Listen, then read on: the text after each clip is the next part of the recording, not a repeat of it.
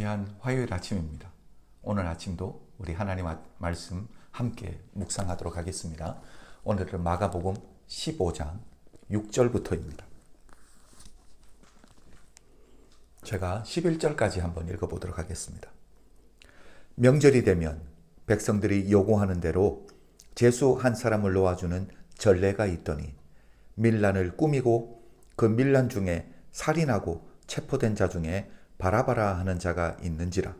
무리가 나아가서 전례대로 하여 주기를 요구한데 빌라도가 대답하여 이르되 너희는 내가 유대인의 왕을 너희에게 놓아주기를 원하느냐 하니 이는 그가 대제사장들이 시기로 예수를 넘겨준 줄 알미르라. 그러나 대제사장들이 무리를 충동하여 도리어 바라바를 놓아달라 하게 하니. 아멘. 여러분들은 아시지만 유대인들에게는 토라라는 게 있습니다. 토라는 모세 오경을 이야기하는 게 토라인데, 토라 외에 또 다른 이 법전이 있습니다. 미시나라는 법전입니다. 토라에 기록되지 않은, 그러나 토라를 이 보충해주는 설명이 있는 법전이다라고 생각을 하면 됩니다. 이 미시나를 보면 언제 대제사장이나 아니면 재판관이 옷을 찢고 다시는 꿰매지 않는 이 일이 언제 일어나는지를 이야기해 주는데, 신성 모독을 했을 때입니다. 그래서 예수님을 재판하던 대제사장이 옷을 찢었다라는 의미는 예수님이 하나님을 모독했다, 모세 오경인 토라를 모독했다라는 이유 때문입니다. 유대인들에게 율법이 있습니다. 하라와 하지 말라라는 율법으로 나누어져 있는데, 하지 말라라는 율법이 365개입니다. 그리고 하라라는 율법이 248개. 그러니까 총 율법이 613개가 됩니다. 여러분 한번 생각해 보십시오. 하라라는 율법이 있고 하지 말라라는 율법이 있는데 뭐가 더 안 좋을까요? 뭐가 더 나쁩니까? 하라라는 걸 어겼을 때, 아니면 하지 마라라는 걸 어겼을 때. 그렇죠? 여러분이 생각하는 것과 똑같습니다. 하지 말라라는 율법을 어겼을 때가 훨씬 더 나쁜 것입니다. 자, 두 가지 경우가 있습니다. 하라라는 걸 어겼을 때 그것을 깨닫고 회개하면 하나님 앞에 바로 죄사함을 받습니다. 이 말씀은 예레미야 3장 22절을 기초로 합니다. 배역한 자식들아 돌아오라, 내가 너희의 배역함을 고치리라. 그러니까 회개하고 나오면 하나님이 고쳐주신다는 거예요.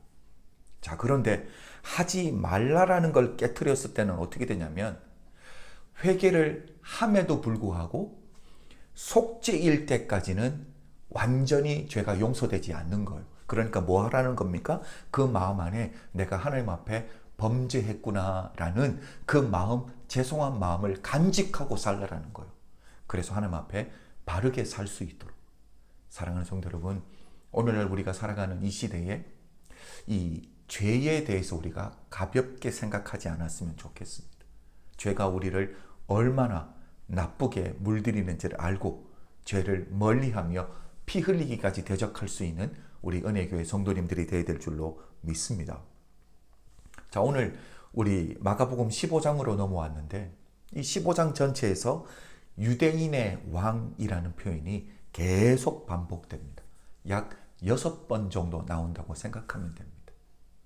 예수님이 스스로를 유대인의 왕이라고 인정한 것 때문에, 그것 때문에 대제사장은 빌라도에게 끌고 왔고, 또 그게 이유가 돼서 빌라도는 예수님을 십자가에 못 박혀 내어주게 되는 이유가 되었던 겁니다. 여러분도 잘 아시지만 빌라도는 로마가 파송한 5대 총독이었습니다. 빌라도가 로마 황제로부터 얼마나 큰 신뢰를 얻었냐면, 로마 사람들은 황제를 신이라고 믿습니다. 그런데 이 빌라도가 총독으로 파송받기 전에 뭘 했냐면 황제의 복점관이었습니다. 그러니까 황제 앞에서 점을 쳐주고 오늘 하루를 어떻게 살아야 되는지 알려주고, 뭔가를 결정하기 전에 신의 계시를 알려주는 그런 사람이 바로 빌라도였습니다. 그러니까 이 로마의 황제를 신으로 인격하는 그런 사람이었습니다.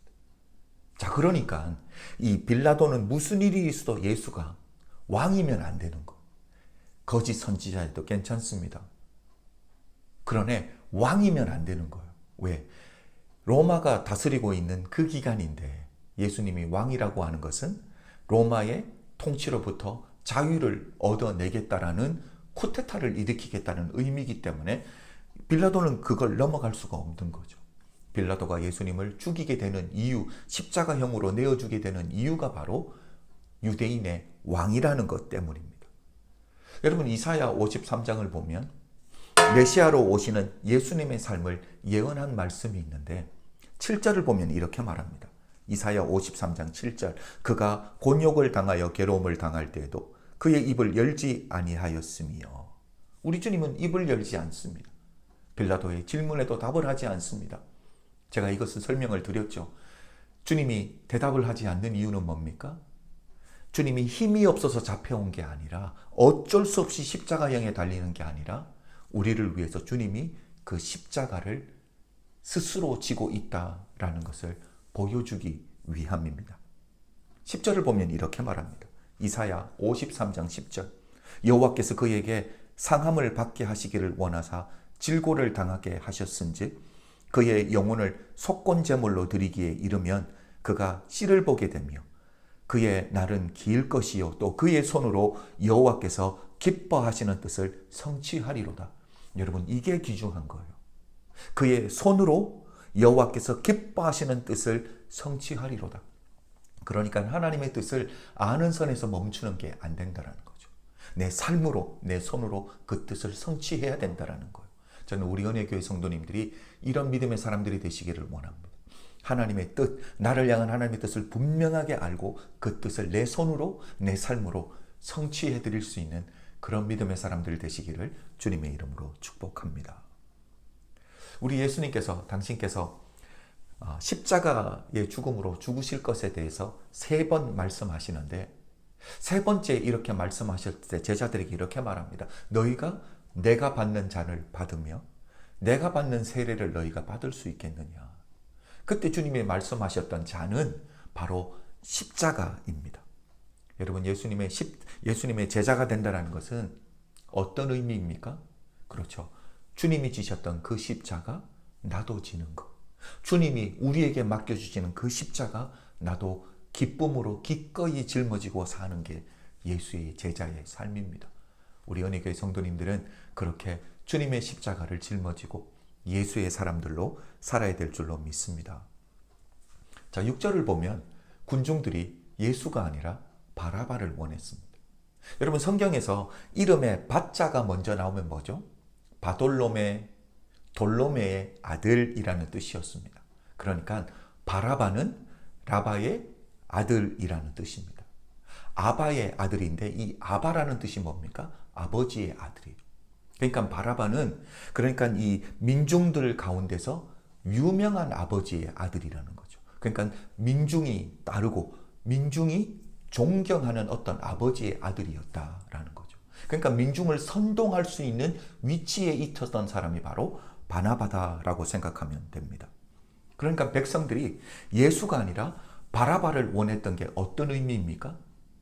그들이 원했던 메시아, 우리를 로마로부터 자유를 이끌어줄 그런 리더자를 원하고 있었는데, 지금 예수와 바라바를 봤을 때 누가 자기들의 꿈을 빨리 성취시켜 줄 수 있을까 생각할 때 예수는 아니라는 거죠.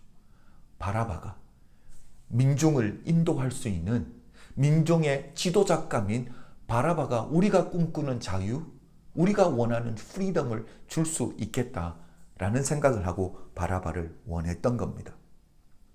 여러분, 결국 뭐냐면 빌라도가 물어보는 게 사람의 아들을 원하느냐 아니면 하나님의 아들을 원하느냐라고 물어보는 거. 사람의 아들의 방법, 내가 원하는 것을 이루는데 세상의 방법으로 이룰 것이냐, 아니면 우리는 하나님의 아들답게 하늘의 법으로 하나님이 우리에게 주시는 그 말씀으로 우리가 원하는 것을 성취해낼 것이냐. 여러분, 어떻게 사시겠습니까? 저는 우리 은혜교회 성도님들이 세상의 방식이 아닌 하늘의 방식, 우리 하나님의 뜻을 붙들고 살아드리는 예수의 사람들이 되어야 될 줄로 믿습니다. 혹시 팍스 로마나라는 말을 들어보셨는지 모르겠습니다. 로마의 평화라는 뜻이에요. 팍스가 평화입니다.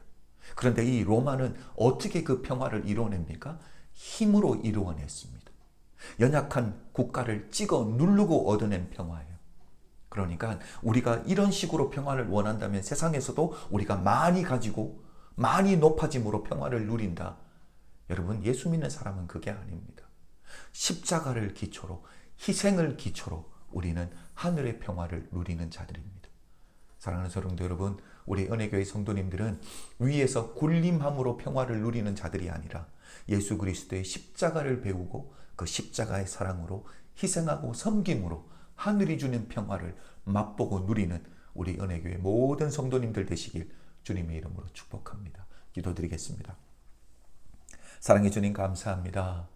오늘도 우리 사랑하는 성도님 한 분 한 분이 하늘이 주는 그 평화를 맛보게 하여 주시옵소서.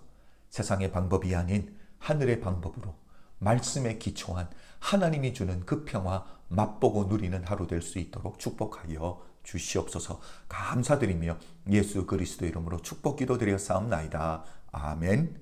사랑하는 성도 여러분, 저는 내일 다시 말씀을 가지고 여러분 찾아뵙도록 하겠습니다. 사랑합니다.